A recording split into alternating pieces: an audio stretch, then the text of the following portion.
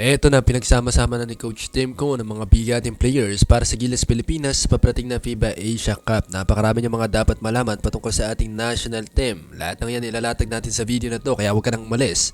Pero syempre, bago ang lahat ng yan, like mo muna ang video, mag-subscribe at huwag mo kakalimutan pindutin yung notification bell. Huwag na nga natin patagalin pa. Eto na, nagsama-sama ng mga pare ko. Meron na naman dalawang players na nadagdag sa Gilas Pilipinas Training Camp. Sino nga ba yung dalawang yan? Si Junmar Fajardo at si CJ Perez dahil katatapos lang ng PBA at sila nga nagkampiyon ng SMB. At bago natin makalimutan, Calvin Aftana ng Tropang Giga nagbabalik din sa training camp. Pero ito pa ang dapat mong malaman dahil kumpleto na ngayon ang Gilas Pilipinas.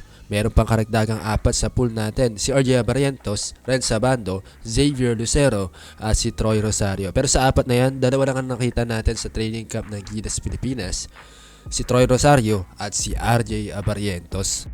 Posing kung matindi na ang ensayo ng Gilas Pilipinas ngayon, ano-ano nga ba mga susunod na hakbang ng Gilas Pilipinas bilang paghahanda sa FIBA Asia? Gusto kasi namin malaman.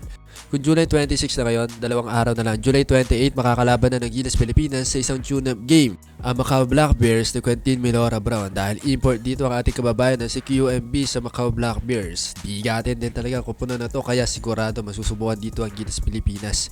Kapag natalo nga natin ang Macau Black Bears, siguro malaki na ang pag-asa ng Gilas Pilipinas sa FIBA Asia dahil katsa-champion lang ng Macau Black Bears.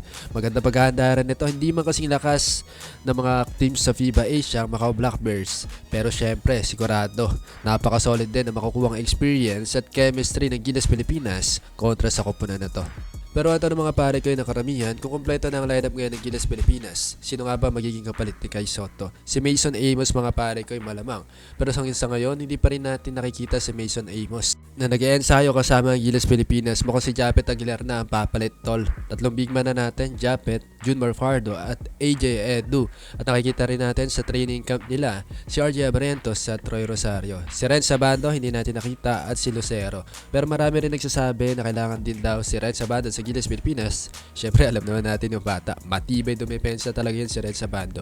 Energy guy nga yan ng Gilas Pilipinas, napakasipag talaga niyan. Sayang nga lang wala din si Kai Sotto at itong si Ren Sabando. Maganda sana pagtambalin tong dalawang to.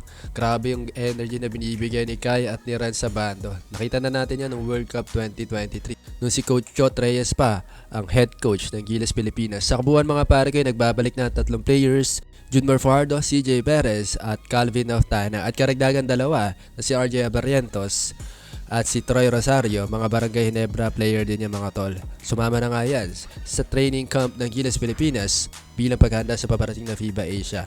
At ang sunod na para sa Gilas Pilipinas, July 28, tandaan nyo na makakalaban ng Gilas ang Macau Black Bears. Kasama dito sa Macau Black Bears si QMB, si Quentin Milora Brown. Sayang nga at hindi napagbigyan si Quentin Milora Brown na maglaro sa Gilas Pilipinas as a local player. Napako nga ito ng FIBA, ang pangarap natin na maging local player at madagdagan pa nagbima ng Gilas. Anong say mo dito? Ren Sabando hindi pa rin natin nakikita sa training camp ng Gilas at QMB hindi makakapaglaro sa Gilas as a local player. Kung nagustuhan mo ang video, like mo na. At kung naghahanap ka pa ng mga bagong updates patungkol sa Gilas Pilipinas, mag-subscribe ka na para dahil marami pa tayong ibababa ng mga updates dito patungkol sa Gilas. Pindutin mo na rin notification bell, huwag mong kakalimutan.